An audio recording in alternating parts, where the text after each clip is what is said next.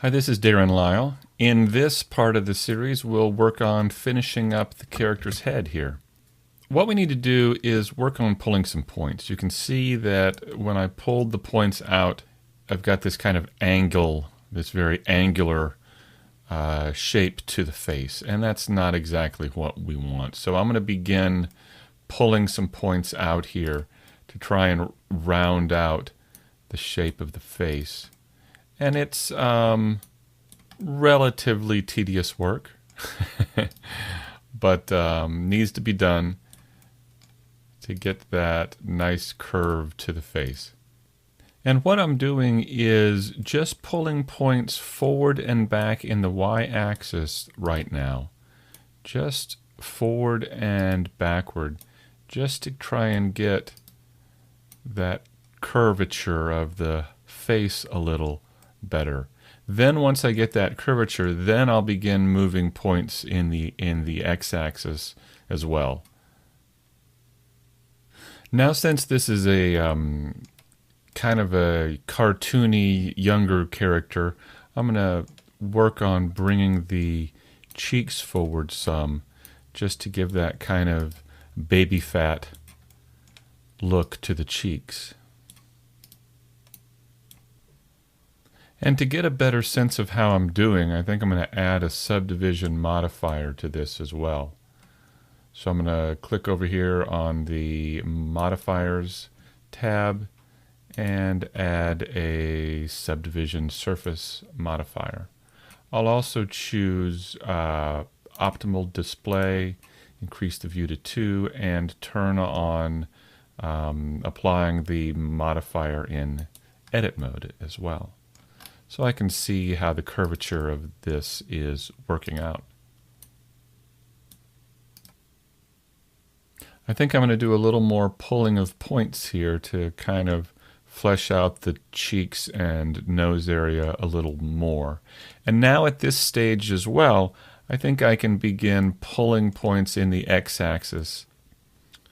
Okay, we're getting there. I just want to check it out in the side view here. I think what I'll do is move these forward just a bit to match my drawings. And we can also take a look at it in the front view, see how we're doing here. That looks pretty good.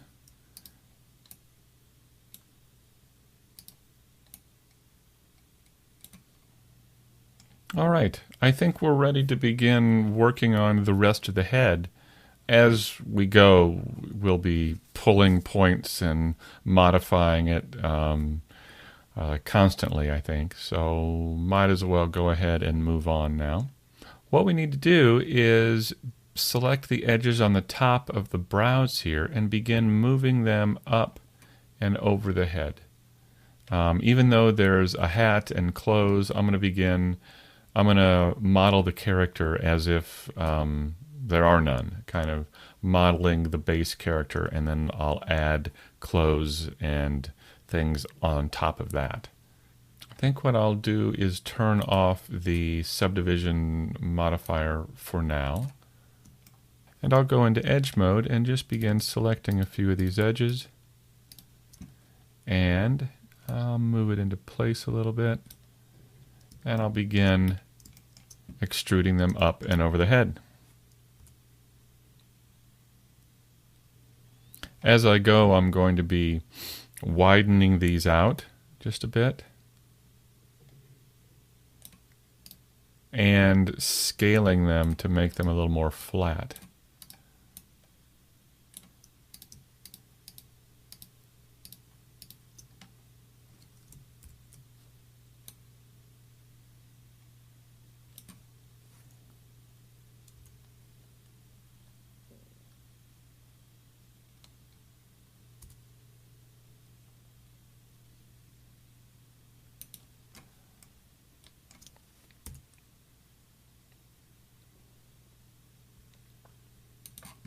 Now once I get up here to the top of the head, I'm going to begin rotating these edges just a bit.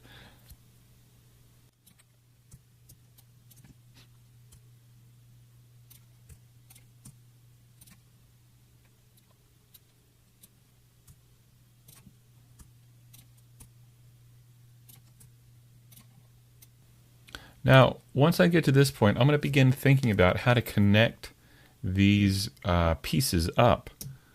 Let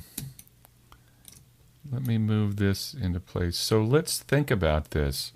If I've got this row of edges, I may want to hook them up in the future with this row of edges here, right? So it would probably be wise to now, as I'm bringing these edges, as I'm extruding these edges down along the back of the head, to begin thinking about how they're going to connect to the front or to the face. So if that edge matches up with that one, maybe this edge matches up with the next one.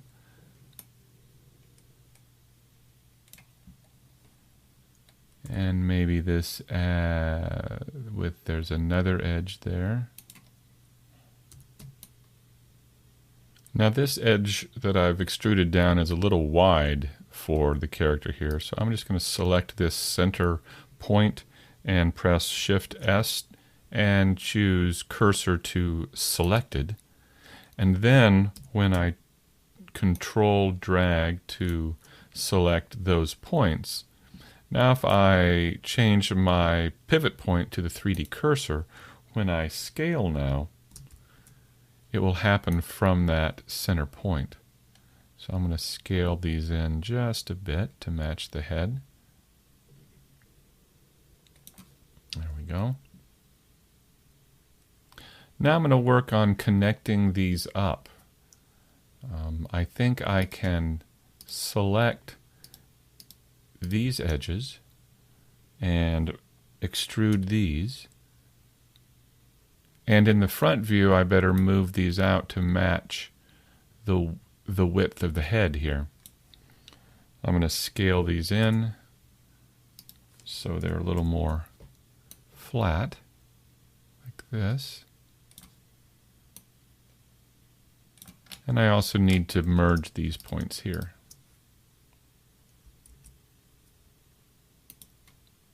Kind of line these points up so they make a little more sense in the flow of things here. Now I'm going to do the same for this edge back here.